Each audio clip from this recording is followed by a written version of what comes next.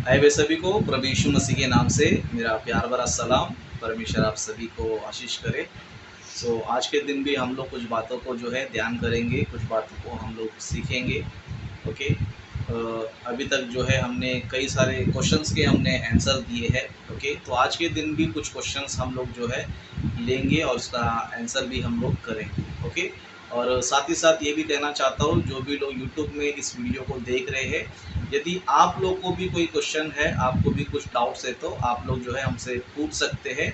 Okay, आप पूछ सकते हैं। आप जो है हमारे यूट्यूब चैनल में कमेंट कर सकते हैं। ओके, कमेंट करके आपके प्रश्नों को जो है आप पूछ सकते हैं। और यदि आप व्हाट्सएप पे करना चाहते हैं तो व्हाट्सएप पे भी आप लोग जो है उसे कर सकते हैं, कमेंट कर सकते हैं।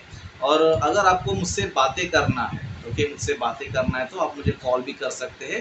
तो मेरा नंबर आपको जो है डिस्क्रिप्शन में मिल जाएगा, वहाँ पर जाकर आप मेरा नंबर ले सकते हो और मेरा नंबर लेकर जो है आप मुझसे बातें भी कर सकते हो। ओके।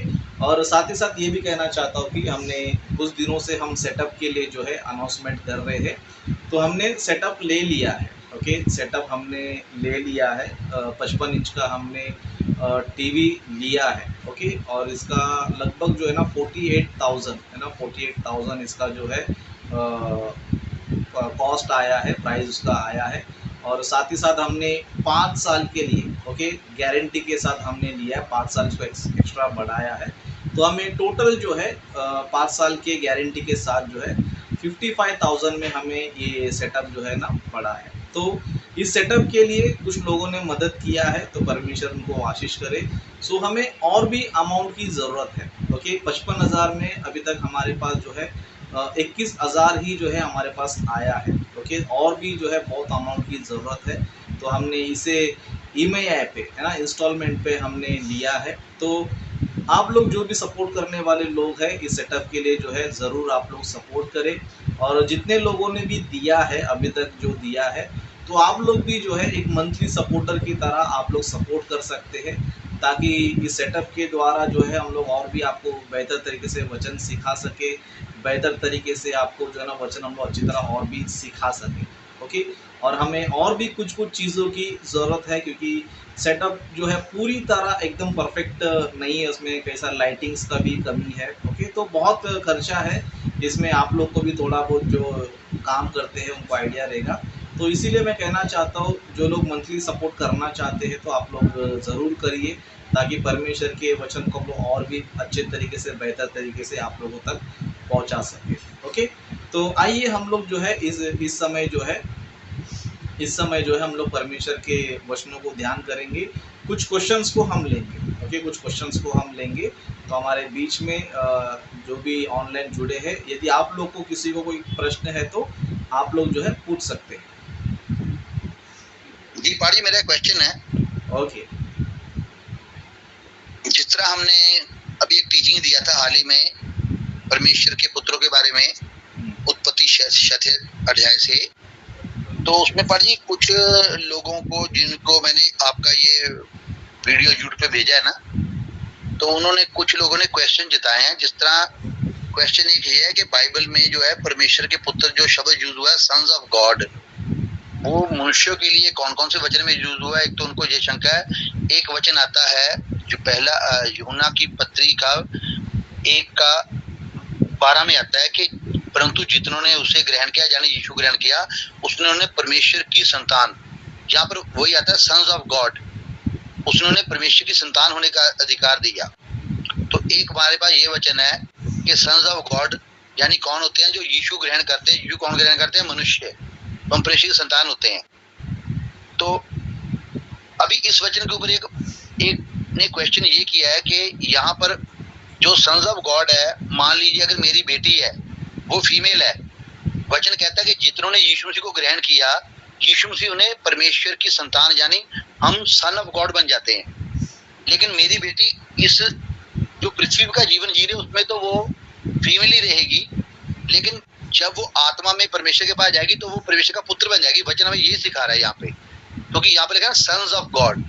तो ये कंसेप्ट हम लिया है। उस बंदे ने मुझे क्वेश्चन ये किया कि अगर यहाँ पर परमेश्वर फीमेल है और या मेल है, उसमें समानता नहीं कर रहा है, दोनों को सन्स ऑफ गॉड बोल रहा है, तो फिर उत्पत्ति अध्याय में उसने मनुष्य के पुत्र और सॉरी परमेश्वर के पुत्र और मनुष्य की पुत्री कहा है, तो फिर यहाँ पर परमेश्वर क्या कर रहा है?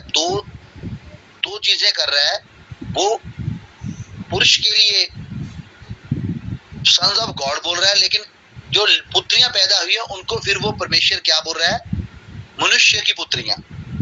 तो इसका मतलब ये हो गया कि परमेश्वर का ये वचन और जो यूहन्ना का वचन है, दोनों में बहुत फर्क है, क्योंकि परमेश्वर एक ही है। परमेश्वर आजकल जुगो जो एक जैसा है ना, लेकिन जो स्टेटमेंट है यहाँ पर स्टेटमेंट आता है केवल और केवल पुरुष के लिए आया स्टेटमेंट। देखिए, हमें मालूम है कि ये सन्स ऑफ गॉड मनुष्य ही है, और हम अगर इस संदर्भ को लेके चलते हैं तो ये जो स्टेटमेंट है सन्स ऑफ गॉड, परमेश्वर के पुत्र, ये केवल मनुष्य के लिए क्यों आया? वहां पर जो मनुष्य के लिए भी आ रहा है और लेडीज के लिए भी आ रहा है और जेंट्स के लिए भी आ रहा है, जो यूहन्ना 1 के 12 में है। लेकिन यहाँ पर केवल और केवल पुरुष के लिए आ रहा है, लेकिन जब स्त्रियों के लिए वही बात होती है तो उसको बुलाया मनुष्य की पुत्रियां। तो थोड़ा आप इसको ये क्लियर कीजिए। और अगर आपको क्या और भी बाइबल को वचन है यहाँ पर मनुष्य के पुत्र यानी कि सन्स ऑफ गॉड बताया गया मनुष्य को, इसके बारे में थोड़ा खुलासा कीजिए, क्योंकि कुछ भाइयों के अंदर ये क्वेश्चन है, तो उन्होंने मुझे जो क्वेश्चन किया था, तो इसको थोड़ा क्लियर कीजिए ताकि और भी लोग हम सच्चाई जाने। जी ओके, तो आनंद जी का प्रश्न ये है कि बाइबल में जो है मनुष्य को जो है अलग अलग तरीके से जो है कई सारी बातों को लिखा है। जैसे कि यूहन्ना सुसमाचार में लिखा है, जितनों ने उसे ग्रहण किया है, यानी जितने लोगों ने यीशु मसीह पर विश्वास किया है वो लोग परमेश्वर के पुत्र है करके वहाँ पर जो इस तरह लिखा है। फिर उस तरह उत्पत्ति की पुस्तक में अगर हम देखते तो वहाँ पर जो है पुरुषों को परमेश्वर का पुत्र करके लिखा गया है, और उस तरह स्त्रियों को ओके मनुष्य की पुत्रियां करके लिखा गया है। ओके, तो इसमें क्या डिफरेंट है या फिर क्या इसमें बातें हैं करके इस तरह आनंद जी का प्रश्न है। ओके, तो इस प्रश्न को हम क्लियर करेंगे। सबसे पहले मैं आपको कुछ चीज़ें बताता हूँ। ओके, सबसे पहले मैं आपको कुछ चीज़ें बताता हूँ। देखो, जब बाइबल हम पढ़ते हैं या फिर बाइबल के शब्दों पे हम ध्यान देते हैं समझो, तो हमें क्या करना चाहिए? ओके, अलग अलग मीनिंग नहीं निकालना चाहिए, अलग अलग अर्थ हमें नहीं निकालना चाहिए। ओके, क्योंकि बहुत सारी चीज़ें ऐसी है, ओके, बहुत सारी चीज़ें ऐसी है जो होती एक ही चीज़, लेकिन इसको अलग अलग नामों से, अलग अलग शब्दों से जो है ना बुलाया जाता है। जैसे कि उदाहरण के लिए सूरज को ले लो। ओके, सूरज को ले लो। सूरज को हिंदी में बहुत सारे नामों से बुलाया जाता है, जैसे कि सूर्य भी बोला जाता है। ओके, सूर्य भी बोलते हैं, सूरज भी बोलते हैं। ओके, और ज्योति भी बोलते हैं, और तारा भी बोलते हैं। ओके, इस तरह सूर्य को जो है कई सारे नामों से बुलाया जाता है। ओके, हिंदी में ही हम देखेंगे तो सूरज भी बोलते हैं, सूर्य भी बोलते हैं, और उस तरह तारा भी बोलते हैं, है ना, उदय का भोर का तारा भी करके बोलते हैं, इस तरह रवि भी बोलते हैं। ओके, तो इस तरह सूर्य को जो है अलग अलग नामों से जो है बुलाया जाता है। ओके, उस तरह हम जल को भी लेंगे समझो, उसको पानी भी बोलते हैं, जल भी बोलते हैं, नीर भी बोलते हैं। ओके, मनुष्य को भी, ओके, मनुष्य को भी हिंदी में हम देखेंगे तो मनुष्य भी बोलते हैं, मानव जाति भी बोलते हैं, और इस तरह इंसान भी बोलते हैं। ओके, इस तरह जीव भी बोलते हैं, प्राणी भी बोलते हैं, है ना। इस तरह मनुष्य को भी क्या करते हैं, कई सारे नामों से जो है ना बुलाया जाता है। ओके, इस तरह जो है बुलाया जाता है। तो हम देख सकते हैं कि बहुत सारी चीज़ें हैं जिसको बहुत सारे नामों से जो है बुलाया जा सकता है। ओके, उसी तरह बाइबल में भी जो है मनुष्य को जो है कहीं पर परमेश्वर के पुत्र बोला गया है, कई जगहों पे मनुष्य बोला गया है। ओके, कई जगह पे मानव बोला गया है। तो ये सारे शब्द जो है ना एक ही चीज को दर्शाता है, या फिर मनुष्य को क्या करता है, दर्शाता है। जैसे कि परमेश्वर के पुत्र बोलो वो भी मनुष्य है, और मनुष्य बोलो तो भी मनुष्य है, मानव बोलो तो भी मनुष्य है, उस तरह जीवित प्राणी बोलो वो मनुष्य है। क्योंकि बाइबल जो है एक अलग अलग शब्दों से, अलग अलग नाम से क्या करता है, उसे पुकारता है। बस अभी बाइबल में हम देखते हैं कि नया नियम में कुछ अलग है, पुराने नियम में कुछ अलग है, दूसरी जगह पे कुछ अलग है। तो हमें क्या करना चाहिए, उसका बैकग्राउंड देखना चाहिए। ओके, उसका बैकग्राउंड देखना चाहिए और समय और संदर्भ के अनुसार क्या करना चाहिए, बाइबल को जो है पढ़ना चाहिए। ओके, जैसे कि पहला प्रश्न हम देंगे यूहन्ना सुसमाचार का, वहां पर लिखा है कि जितनों ने उसे ग्रहण किया वे ही कौन है, परमेश्वर के पुत्र है।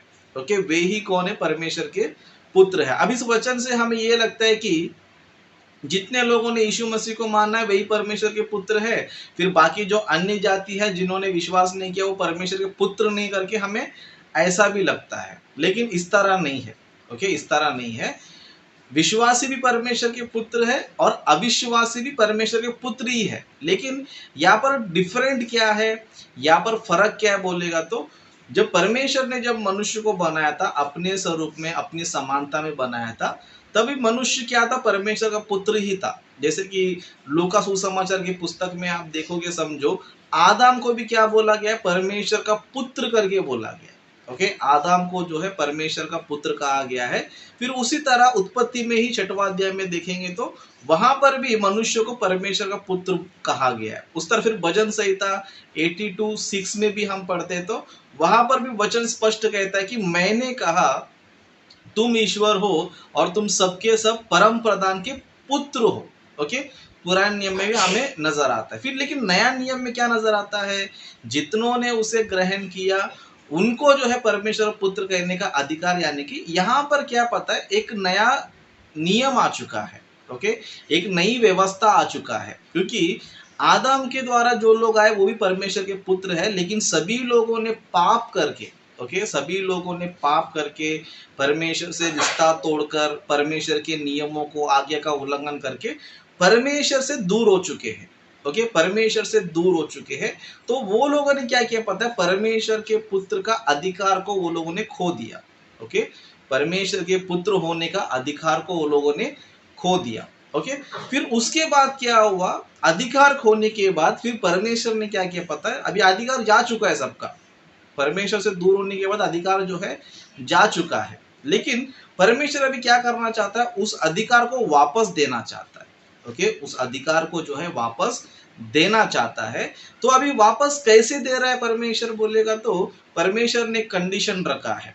ओके, एक नियम रखा है। वो क्या है बोलेगा तो, जितने लोग भी अभी यीशु मसीह पर विश्वास करेंगे सिर्फ उनको ही क्या होगा पता है, ये अधिकार रहेगा, परमेश्वर का पुत्र कह लेने का अधिकार रहेगा। क्यों बोलेगा तो, सभी लोगों ने उस अधिकार को खो दिया है ना, पुत्र कहलाने का अधिकार जो है खो दिया है।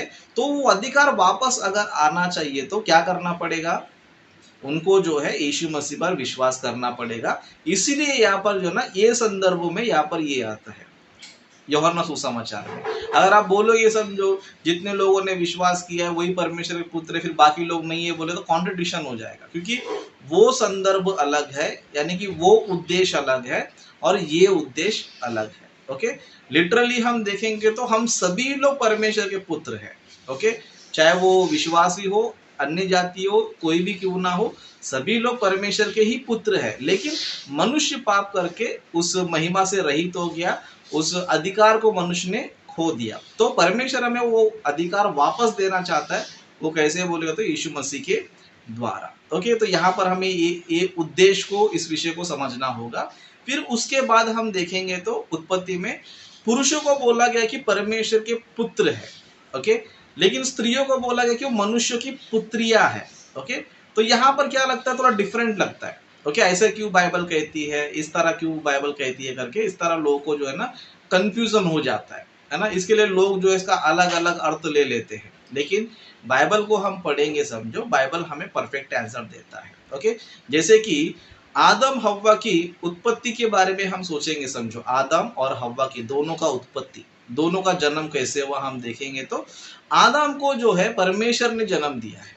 ओके, आदम को क्या किया है, परमेश्वर ने जन्म दिया है। ओके, मतलब आदम कहाँ से आ गया बोलेगा तो, आदम जो है परमेश्वर में से आया, इसके लिए आदम को परमेश्वर का पुत्र बोला गया है। ओके, लेकिन स्त्री को हम देखेंगे, समझो स्त्री को, है ना, स्त्री जो है डायरेक्ट परमेश्वर में से नहीं आई।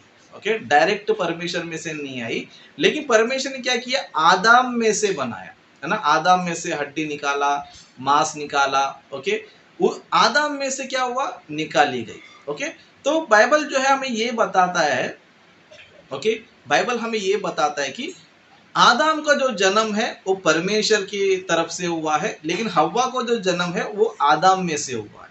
ओके, तो इससे हमें क्या पता चल रहा है? पुरुष जो है परमेश्वर की महिमा है, परमेश्वर का स्वरूप है, लेकिन स्त्री क्या है? पुरुष की महिमा है। ओके, पुरुष की महिमा है। मतलब कहने का मतलब क्या पता, बाइबल ये हमें बता रहा है पुरुष जो है परमेश्वर में से आया, स्त्री जो है मनुष्य में से आई। इसीलिए बाइबल में उत्पत्ति का 6वां अध्याय में पुरुषों को जब बोला जा रहा है तो परमेश्वर का पुत्र करके बोला जा रहा है, और जब स्त्रियों को बोला जा रहा है तो क्या बोल रही है बाइबल? मनुष्यों की पुत्रिया, क्योंकि स्त्री जो है पुरुष से जन्म लिया है। ओके, स्त्री जो है पुरुष से जन्म लिया है, इसलिए जो है ना उत्पत्ति का 6वां अध्याय में पुरुषों को परमेश्वर का पुत्र बोला गया है और स्त्रियों को जो है मनुष्यों की पुत्री बोला गया। तो ये जो है कॉन्सेप्ट हमें समझ में आना चाहिए, है ना। बहुत से लोग जो है बाइबल को पूरे एंगल से लेते नहीं है और बाइबल को बाइबल के अनुसार समझते नहीं है, लेकिन क्या करते हैं? इंटरनेट पे जाते हैं, है ना, इंटरनेट पे जाते हैं, वहां पर रेडीमेड प्रचार उठाकर लेकर आते हैं। ओके, और इंटरनेट में क्या होता है बोलेगा तो इंटरनेट में कुछ सही भी होता है और गलत भी होता है। ओके, इंटरनेट में सही भी होता है, गलत भी होता है। क्यों बोलेगा तो क्योंकि इंटरनेट पे क्या होता है पता है? इंटरनेट में कई सारे स्कॉलर्स लोगों ने क्या किया पता है, उसमें जो है डेटा रखा है, या फिर कई सारे उनके डॉक्टर्स को उन्होंने रखा है। जैसे कि ओनली जीसस वाले, उनका डॉक्ट्रिन आपको उससे मिलेगा, यहोवा विटनेस वाले, उनका डॉक्ट्रिन उसमें आपको मिलेगा। इस तरह कई सारे स्कॉलर्स लोग हैं, बाकी डिनोमिनेशंस के उनके भी स्कॉलर्स है, उनका भी आपको जो है इंफॉर्मेशन मिलेगा। लेकिन बहुत से लोग जो है ना इन चीज़ों को देखते नहीं है, बहुत सारे लोग जो है ना इन चीज़ों को देखते नहीं। बहुत से लोगों को ये भी पता होता नहीं कि इंटरनेट में जो है सबका अलग अलग इंफॉर्मेशन रहता है। लेकिन बहुत से लोग क्या करते हैं, चलो इंटरनेट पे है तो हम क्या करेंगे, उसको उठा लेंगे और अपने चर्च में क्या करेंगे, प्रचार करेंगे। जैसे कि डैनियल राज, है ना, डैनियल राज क्या करता है, विकिपीडिया में जाता है, वहां पर इंफॉर्मेशन कलेक्ट कर लेता है और इनको प्रचार करता है। ओके, इनको जो है ना प्रचार करते रहता है। तो उसमें क्या होता है, बाइबल का जो उद्देश्य होता है, बाइबल का जो कॉन्सेप्ट हो जाता है वो मिस हो जाता है। ओके, वो मिस हो जाता है। तो ऐसी गलतियां हम नहीं करना चाहिए। आप इंटरनेट में जाओ, कोई गलत नहीं, लेकिन वहां की भी चीजों को जांचो परखो कि बाइबल के सिद्धांत से मैच होता है या नहीं होता है। इन सारी बातों को जांचना चाहिए, परखना चाहिए, उसके बाद क्या करना चाहिए, हम लोग विश्वास करना चाहिए। ओके, तो कहने का मतलब क्या है, सिंपल सा और एक लाइन में शॉर्ट में आपको बोल देता हूँ। पृथ्वी पे जितने भी सारे लोग हैं, सभी लोग परमेश्वर के पुत्र हैं और परमेश्वर की पुत्रियां हैं। ओके, सभी लोग जो है परमेश्वर के बेटे बेटियां ही है। लेकिन क्या हो गया बोलेगा तो मनुष्य पाप करके परमेश्वर से दूर हो गया और सच्चे परमेश्वर की आराधना नहीं करता है, प्रकृति की आराधना कर रहा है, इसकी उसकी आराधना कर रहा है। तो वो क्या हो गया पता है, परमेश्वर की महिमा से रहित हो गया और परमेश्वर का पुत्र कहलाने का अधिकार वो खो दिया। ओके, तो अभी यीशु मसीह के द्वारा परमेश्वर क्या कर रहा है, उस अधिकार को हमें वापस दे रहा है। ओके, परमेश्वर जो है हमें वापस दे रहा है। ओके, तो अभी जो है जो यीशु मसीह पर विश्वास करते हैं उनको ही क्या अधिकार है पता है, परमेश्वर के पुत्र कहलाने का अधिकार है। और बाकी लोग परमेश्वर के पुत्र है लेकिन अधिकार को वो लोग ने क्या कर दिया है, खो दिया है। ओके, तो आशा करता हूं कि आनंद ब्रदर को इसका जवाब मिल चुका है। ओके, और किसी को भी प्रश्न पूछना है तो पूछ सकते हैं, एक ही क्वेश्चन को हम लेंगे। ओके।